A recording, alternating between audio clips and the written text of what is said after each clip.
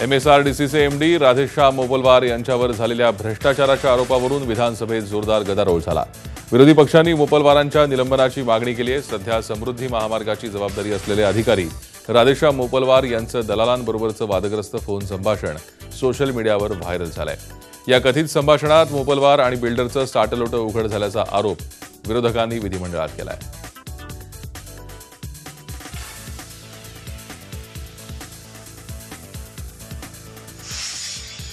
विधान परिषदेत सुद्धा याच मुद्द्यावरून गदारोळ झाला। परिषदेतले विरोधी पक्षनेते धनंजय मुंडेंनी स्थगन प्रस्तावाद्वारे चर्चा करण्याची मागणी केली। त्यावर चौकशी पूर्ण करून दोषी आढळल्यास मोपलवारांवर पदावरून दूर करू असं आश्वासन मुख्यमंत्र्यांनी दिलं।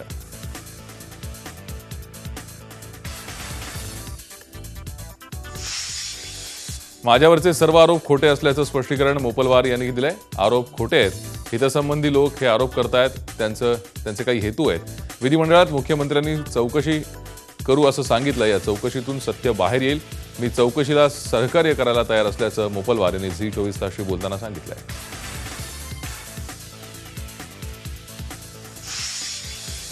मोपलवारांसंदर्भात आपण डिसेंबर 2016 मध्येच कागदपत्रांसह पुरावे दिले होते। तसंच मुख्यमंत्री, पंतप्रधान आणि सीबीआयसह 9 तपास यंत्रणांकडे तक्रारही केल्याचं आमदार अनिल गोटेंनी म्हटलंय।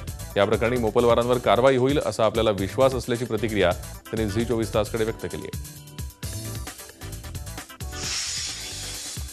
राज्याच्या विधिमंडळ कामकाजाच्या इतिहासातली दुर्मिळ घटना आज घडली आहे। थेट सत्ताधाऱ्यांनीच विधान परिषदेच्या कामकाजावर बहिष्कार टाकत सभात्याग केलाय। त्यामुळे सभापतींनी कामकाज दिवसभरासाठी तहकूब केलं। मोपलवार आणि प्रकाश मेहतांवरील घोटाळ्याच्या आरोपांवरून विरोधकांनी सत्ताधाऱ्यांना चांगलंच घेरलं। त्यामुळे सत्ताधारी बॅकफूटवर गेले। मात्र विरोधकांचं विधान परिषदेत बहुमत असल्यानं ते जास्त गोंधळ घालत असल्याचा आरोप करत सत्ताधाऱ्यांनी सभात्याग केला। विरोधक नियम पायदळी तुडवत असल्याचा आरोप शिवसेनेनं केलाय। तर विधानसभेत बहुमत असलेले सत्ताधारी हवं तसं कामकाज रेटून नेतात, ते चालतं का असा सवाल विरोधी पक्षनेते धनंजय मुंडेंनी केलाय।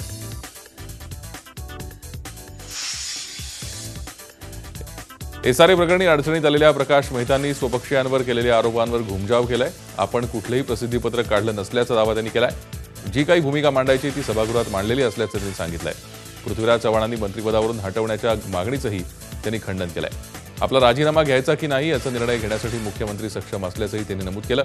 मेहतांनी प्रसिद्धीपत्रकातून स्वपक्षीयांवर खळबळजनक आरोप केले होते। मुंबईतल्या मालाड झोपडपट्टी पुनर्विकास घोटाळा प्रकरणी निवृत्त IAS अधिकारी विश्वास पाटील यांच्या पत्नी चंद्रसेना पाटील यांची दाखल केलेल्या याचिकेवर सुनावणीला मुंबई हायकोर्टानं नकार दिलाय। मालाड झोपडपट्टी पुनर्विकास घोटाळा प्रकरणात विश्वास पाटील, चंद्रसेना पाटील आणि 2 विकासकांविरोधात FIR दाखल करण्याचे आदेश जिल्हा सत्र न्यायालयाने दिले होते। त्याविरोधात चंद्रसेना पाटील यांनी मुंबई उच्च न्यायालयात धाव घेतली होती। कोणतेही कारण न देता उच्च न्यायालयानं त्यांच्या अर्जावर सुनावणी घेण्यास नकार दिलाय। त्यामुळे आता पाटील यांना दुसऱ्या खंडपीठासमोर अपील करावं लागणार आहे। मुंबई विद्यापीठाचे पदवी परीक्षांचे निकाल अजूनही रखडले। त्यामुळे लाखो विद्यार्थ्यांचं भविष्य सध्या धोक्यात आहे। मुंबई विद्यापीठाच्या या भोंगळ कारभाराविरोधात सर्व स्तरातून टीका होतीये। कलिना कॅम्पसमध्ये राजकीय पक्षांनी जोरदार आंदोलन केलं। पदवीचे रखडलेले निकाल जाहीर करण्याचं मोठं आव्हान परीक्षा विभागासमोर असताना आता बारकोड घोटाळ्याचा नवीनच प्रश्न प्रशासनासमोर उभा ठाकलाय। पदवीच्या जवळपास 1000हून अधिक उत्तरपत्रिकांच्या बारकोडचा हा घोळ आहे। या उत्तरपत्रिकांना एकापेक्षा अधिक बारकोड असल्याचं परीक्षा विभागाला आढळलंय। एका उत्तरपत्रिकेला केवळ एकच बारकोड असताना अनेक बारकोड कसे दिसू शकतात, हे कोडं मुंबई विद्यापीठाच्या परीक्षा विभागाला पडलंय। त्यामुळे या उत्तरपत्रिका अपवादात्मक केसेस म्हणून सध्या बाजूला ठेवण्यात आल्या। परिणामी ज्या विद्यार्थ्यांच्या उत्तरपत्रिका आहेत त्यांचे निकाल आणखी लांबण्याची शक्यता आहे। मुंबई विद्यापीठानं कलिना कॅम्पसमध्ये विद्यार्थ्यांसाठी हेल्प डेस्क सुरू केलाय। त्यासाठी पदवी परीक्षेच्या निकालाची वाट पाहणारे विद्यार्थी, ज्या विद्यार्थ्यांना पुढील प्रवेशासाठी कॉन्फिडेन्शियल निकाल हवेत असे विद्यार्थी या हेल्प डेस्कला संपर्क करू शकतात।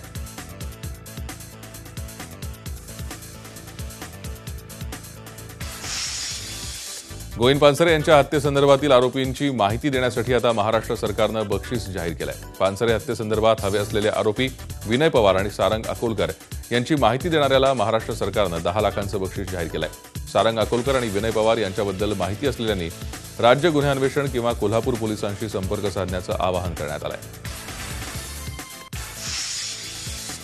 उस्मानाबादच्या जिल्हा शासकीय आयुर्वेद रुग्णालयातील डॉक्टर्सना पेशंट म्हणून आलेल्या तरुणानं मारहाण आणि शिवीगाळ केली आहे। डॉक्टर टीके यांना पवार नावाच्या तरुणानं मारहाण केली।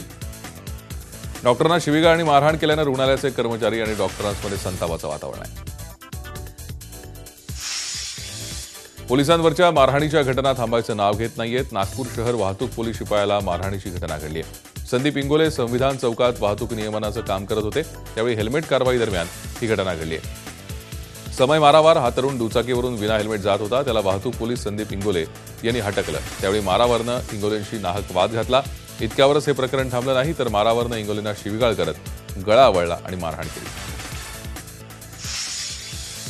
गुंडांच्या हैदोसाची एक घटना नागपूरच्या एका बिअर बारमध्ये घडली आहे. ही घटना सीसीटीव्हीत कैद झाली आहे. शहराच्या गोळीबार चौकातल्या हर्षद बारमध्ये 27 जुलैला रात्री गुंडांनी ही तोडफोड केली. या दिवशी हर्षद बारमध्ये दारू पिऊन दोघे बाहेर पडत असताना त्यांचा धक्का दुसऱ्या गटातल्या लोकांना लागला. त्यावरून त्यांच्यात वाद सुरू असताना बार मालक व सुरक्षा रक्षकांनी हटकलं. पोलिसांना बोलवण्यात आल्यानं वाद घालणारे तिथून निघून गेले. मात्र थोड्याच वेळात ते परत आले आणि त्यांच्यासोबत 10 ते 12 जण होते. शिवाय त्यांच्या हातात रॉड आणि शस्त्र होती. त्यांनी बारमध्ये तुफान तोडफोड केली. तसंच बारमधील 35,000ची रोकडही लुटली. या प्रकरणी तहसील पोलिसांनी चौघांविरोधात गुन्हा दाखल केला. नाशिक शहरात सर्वत्र नाकाबंदी, हेल्मेट तपासणी सुरू असताना शहरात दिवसाढवळ्या सोनसाखळी चोरीच्या 2 घटना घडल्या आहेत. पंचवटी पोलीस ठाण्याच्या हद्दीतून कुसुम मंडलिक या महिलेची 2.5 तोळ्याची सोनसाखळी तर मुंबई नाका पोलीस ठाण्याच्या हद्दीतून माधुरी देशपांडे यांची 3 तोळ्याची सोनसाखळी चोरून चोरटे फरार झाले. त्यामुळे महिलांमध्ये दहशतीचं वातावरण आहे.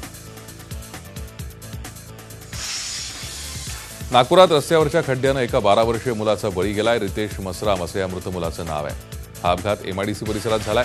रितेश त्याच्या आईसोबत दुचाकीवरून जात असताना दुचाकी खड्ड्यातून स्लिप झाली. त्यामुळे रितेश खाली पडला आणि मागून येणाऱ्या स्कूल बस खाली सापडला. घाटकोपर इमारत दुर्घटनेतील आरोपी सुनील शितप आणि अनिल मंडल या दोघांना 7 ऑगस्टपर्यंत पोलीस कोठडी सुनावण्यात आली आहे. सरकारी वकिलांनी पालिकेकडून तसंच विविध एजन्सीजकडून काही अहवाल येणं बाकी असल्यानं चौकशीसाठी पोलीस कोठडी वाढवून द्यावी असा युक्तिवाद केला होता. त्यावर कोर्टानं दोघांना 5 दिवसांची पोलीस कोठडी सुनावली आहे.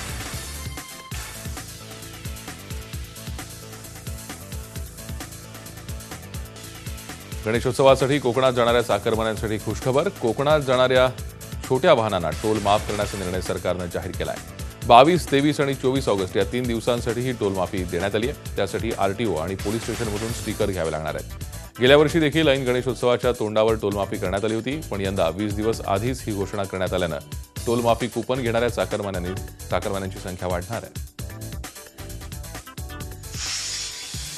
दहीहंडी उत्सवांवर आणलेले निर्बंध हटवण्यासाठी सरकारनं उच्च न्यायालयात सर्वोत्तम वकील द्यावा, यासाठी मुख्यमंत्री देवेंद्र फडणवीस यांच्याशी चर्चा करू असं आश्वासन मनसे अध्यक्ष राज ठाकरे यांनी दहीहंडी उत्सव समन्वय समितीला दिलं आहे. समितीच्या पदाधिकाऱ्यांनी राज ठाकरे यांची त्यांच्या निवासस्थानी भेट घेतली. उत्सवातील धांगडधिंगा थांबवा असं आवाहन समन्वय समितीनं आयोजकांना करावं अशा सूचनाही ठाकरे यांनी समितीच्या पदाधिकाऱ्यांनी दिल्या आहेत. ती पदाधिकाऱ्यांनी या सूचनाही मान्य केल्या आहेत. मुंबई लातूर एक्सप्रेस पूर्ववत कायम ठेवावी या मागणीसाठी जून महिन्यात लातूर बंदचं आंदोलन करण्यात आलं होतं. आता आंदोलनाच्या दुसऱ्या टप्प्यात लातूर रेल्वे बचाव कृती समितीच्या युवक आघाडीच्या वतीनं शैक्षणिक लातूर बंद पुकारण्यात आलं, ज्याला शहरातील बहुतांश शाळा महाविद्यालयांनी पाठिंबा देत शैक्षणिक बंद यशस्वी केला. बीड जिल्हा मध्यवर्ती बँकेनं पीक विमा भरून घेण्यास नकार दिल्यानं बँकेसमोर जमलेल्या हजारो शेतकऱ्यांनी बीड केज महामार्गावर रास्ता रोको आंदोलन केलं. शासनानं पीक विमा भरून देण्यास मुदतवाढ दिली असताना बँकेकडून विमा भरून घेण्यास टाळाटाळ केली जात असल्याचा आरोप करत शेतकऱ्यांनी रास्ता रोको आंदोलन केलं. हजारो शेतकरी रस्त्यावर उतरल्यानं पोलीस प्रशासनाची धावपळ उडाली. पीक विमा भरण्यासाठी राज्य सरकारनं 5 ऑगस्टपर्यंत मुदतवाढ दिली असली तरी शेतकऱ्यांना या मुदतवाढीचा फायदा होत नसल्याचं चित्र आहे. शेतकऱ्यांचा विमा ऑनलाईन पद्धतीनं स्वीकारण्याचे आदेश निघाल्यानं परभणी जिल्ह्यातील बँकांनी आज विमा घेणं बंद केलंय. हिंगोली आणि परभणी जिल्ह्यात सर्वच बँकांनी विमा स्वीकारण्यास विरोध दर्शवला. गेल्या तासनतास रांगेत उभ्या असलेल्या शेतकऱ्यांना यामुळे घोर निराशा पत्करावी लागली आहे. मराठवाड्याची तहान भागवण्यात महत्वाची भूमिका बजावणारं जायकवाडी धरण पहाटे 5 वाजता निम्मं भरलंय. गेल्या 24 तासात धरणाच्या पाणीसाठ्यात 1.14 टीएमसी पाण्याची वाढ झाली आहे. त्यामुळे सध्याचा जलसाठा 64.89 टीएमसीवर पोहोचलाय. दरम्यान धरण परिसरात गेल्या 24 तासात पाऊस पडलेला नाही. नाशिक आणि उत्तर नगर जिल्ह्यात गेल्या काही दिवसात झालेल्या दमदार पावसानं जायकवाडीकडे होणारा विसर्ग मोठ्या प्रमाणात वाढलाय. त्यामुळेच जायकवाडीत पाणीसाठा वाढलाय. गेल्या वर्षी 2 ऑगस्टला जायकवाडीतला जलसाठा 0% होता. यंदा मात्र जुलै महिन्यातच गोदावरीच्या खोऱ्यात झालेल्या दमदार पावसानं मराठवाड्याला सुरुवातीलाच मोठा दिलासा मिळाला. गेल्या वर्षी पावसाळ्याच्या शेवटी जायकवाडी 83% भरलं होतं. विशेष म्हणजे गेल्या 9 वर्षात जायकवाडी धरण एकदाही 100% भरलेलं नाही.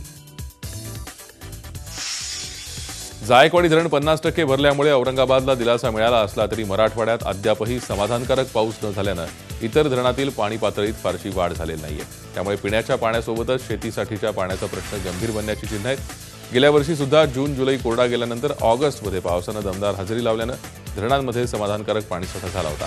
यंदा मात्र परिस्थिती बिकट बनली आहे. धरण क्षेत्रात सुरू असलेल्या दमदार पावसानं पुणे आणि पिंपरी चिंचवड शहराच्या पाण्याची चिंता वर्षभरासाठी मिटली आहे. पुण्याला पाणी पुरवठा करणाऱ्या धरणांमध्ये 24.31 टीएमसी म्हणजेच 83.39% इतका पाणीसाठा आहे. गेल्या वर्षी धरणांमध्ये 18 टीएमसी म्हणजेच 61.74% इतका पाणीसाठा होता. लष्कर ए तैयबाचा मुख्य दहशतवादी अबू दुजानचा मृतदेह पाकिस्ताननं घ्यायला नकार दिलाय. अबू दुजानाचं पार्थिव ताब्यात घ्यावं यासाठी जम्मू काश्मीर पोलिसांनी पाकिस्तानच्या उच्चायुक्तांना संपर्क साधला. मात्र पाकिस्ताननं दुजानाचा मृतदेह स्वीकारायला नकार दिला. त्यानंतर एका अज्ञातस्थळी दुजानच्या मृतदेहावर दफनविधी करण्यात आला. दरम्यान चकमकीत अबू दुजानाला मंगळवारी ठार मारल्यानंतर फुटीरतावाद्यांनी काश्मीर बंदचं आव्हान दिलं होतं.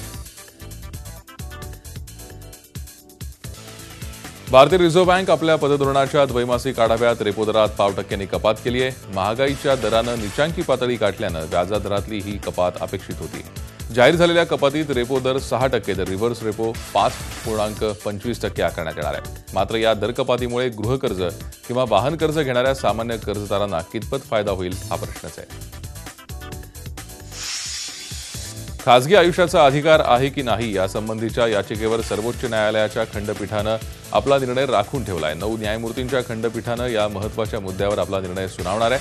खासगी स्वातंत्र्याला मूलभूत अधिकारांच्या चौकटीत आणण्यासाठीचा युक्तिवाद सादर करताना खासगी स्वातंत्र्यामध्ये अनेक अधिकारांचा समावेश होत असल्याचा युक्तिवाद न्यायालयात करण्यात आला होता. याचिकेवरच्या सर्व सुनावणी संपल्या आहेत. या याचिकेवर 27 ऑगस्टपूर्वी निर्णय येणं अपेक्षित आहे. गॉल टेस्टमध्ये यजमान श्रीलंकेला धूळ चारल्यानंतर आता दुसऱ्या कोलंबो टेस्टमध्ये विजयश्री मिळवण्यासाठी विराट सेना सज्ज आहे. भारतानं सांघिक कामगिरीच्या जोरावर पहिली टेस्ट जिंकली. भारताकडून शिखर धवन, अभिनव मुकुंद, अजिंक्य रहाणे, चेतेश्वर पुजारा आणि कॅप्टन विराट कोहली तुफान फॉर्ममध्ये आहेत. त्याचप्रमाणे पुजाराची कोलंबो टेस्ट ही 50वी टेस्ट मॅच आहे. या 50व्या टेस्टमध्ये तो पुन्हा एकदा आपल्या बॅटिंगची जादू दाखवण्यास आतुर आहे. हार्दिक पंड्यानं पदार्पणाच्या टेस्टमध्ये आपली उपयुक्तता सिद्ध केली आहे. तर रवींद्र जाडेजा आणि आर अश्विन ही जोडीही आपल्या फिरकीच्या जाळ्यात लंकन बॅट्समनना अडकवण्यात यशस्वी ठरली आहे. लंकन टीमला सिरीजमध्ये कमबॅक करण्यासाठी भारतीय टीमला रोखण्याचं मोठं आव्हान असेल. झी 24 तास रहा एक पाऊल पुढे.